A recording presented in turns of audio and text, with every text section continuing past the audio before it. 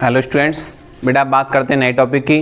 और हमारे पास जो नया टॉपिक है वो है गत्यात्मक प्रतिरोध, डायनामिक रेजिस्टेंस।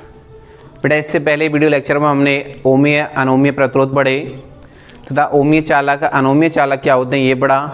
किन स्थितियों में ओम का नियम पालन नहीं करता है वो हमने समझी, उनके लिए ग्राफ खींचे। तो बेटा अब बात करते हैं नए टॉपिक की, और जो नया टॉपिक है हमारे पास वो है गत्यात्मक प्रतिरोध, डायनामिक रेजिस्टेंस। बेटा गत्यात्मक प्रतिरोध नाम से मालूम पड़ रहा है कि गत्यात्मक मतलब होता है खंड करना।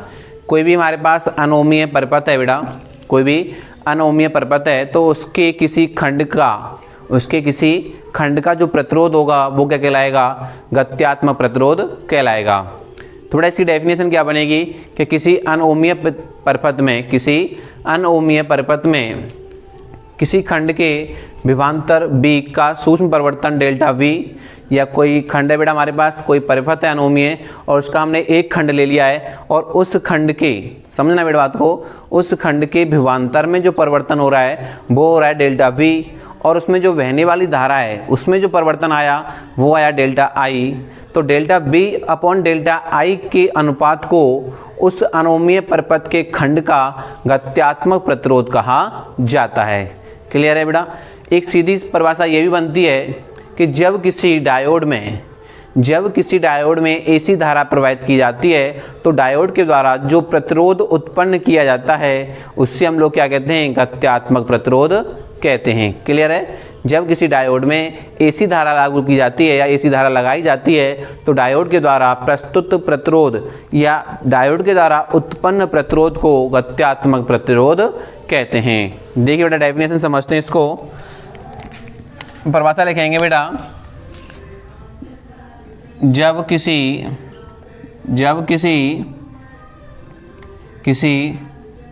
अनोमीय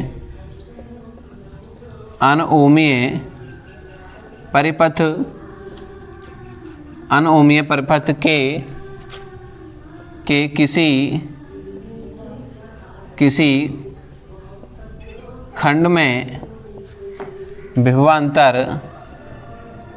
विभवांतर B में सूक्ष्म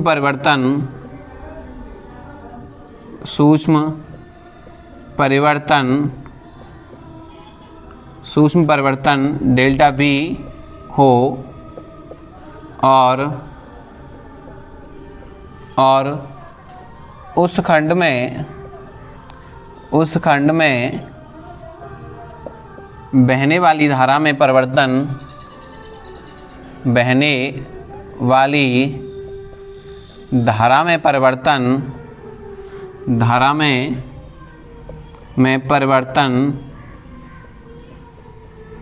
डेल्टा I हो तो delta V upon delta I के अनुपात को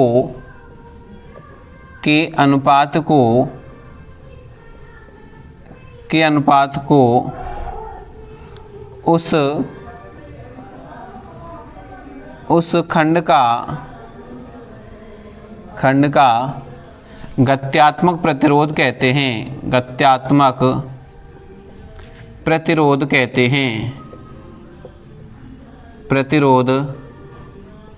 हैं। क्लियर बेटा?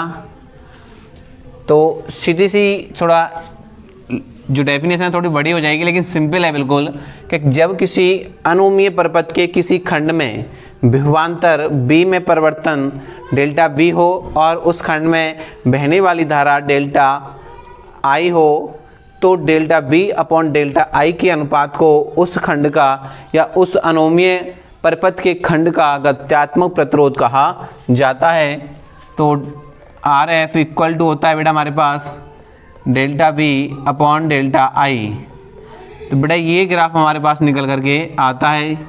तो बेटा इसको ग्राफ के द्वारा समझते हैं, ध्यान दीजिए इधर। ये x हो गया, ये y हो गया, और बेटा ये v हो गया और ये i हो गई और o। तो बेटा ये हमारे पास ग्राफ निकल के आता है इसका ध्यान दीजिए बेटा इधर, किसी अनोमीय परपथ के लिए ग्राफ खींचा जाएगा, सीधा नहीं आएगा, ध्यान रखना ये, किसी अनोमीय परपथ के लिए ग्राफ खींचा जाएगा जो एक स्ट्रेट लाइन नहीं मिलेगा हमें।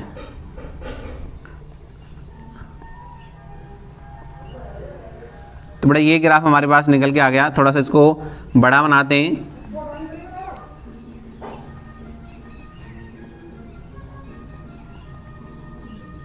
क्लियर बेटा?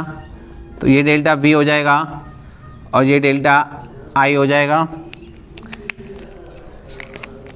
और ये इसकी स्थिति को शो करेगा इस तरह से। क्लियर बेटा? O A C और इसको D बोल सकते हैं। तो इसके आधार पर हमने delta V upon delta I की जो वैल्यू निकाली वो कितनी निकल के आई बेटा? RF निकल के आई। क्या निकल के आई? RF। अब इसको हम दूसरी परिभाषा समझते हैं, एक सिंपल परिभाषा से। देखिए बेटा इधर कि जब किसी डायोड में, ध्यान देना बेटा, हमारे पास कोई डायोड है, देखिए इधर ये कोई डायोड है बेटा हमारे पास, ये कोई डायोड है और इसके सिरों पर AC वोल्टेज लगाई गई है। क्या लगाई गई है? AC voltage plus minus B विभवांतर AC वोल्टेज का लगाया गया है। तो बेटा इसमें जो धारा का फ्लो होगा वो इस तरह से होगा और धारा कुछ इस तरह से निकल करके आएगी।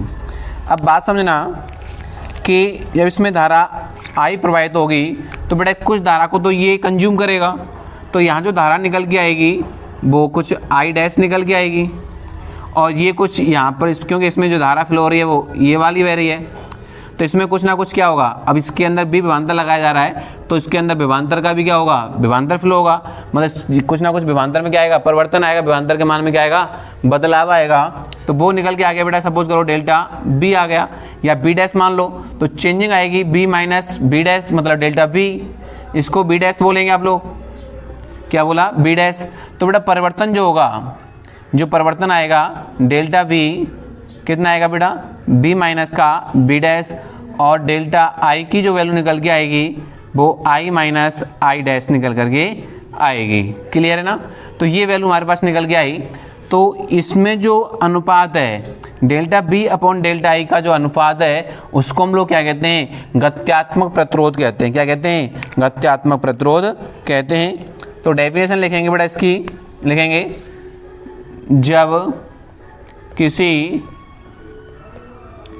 डायोड पर AC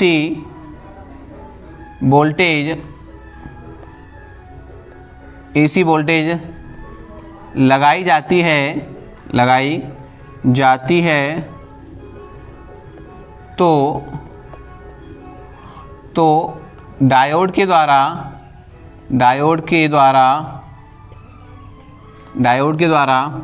उत्पन्न प्रतिरोध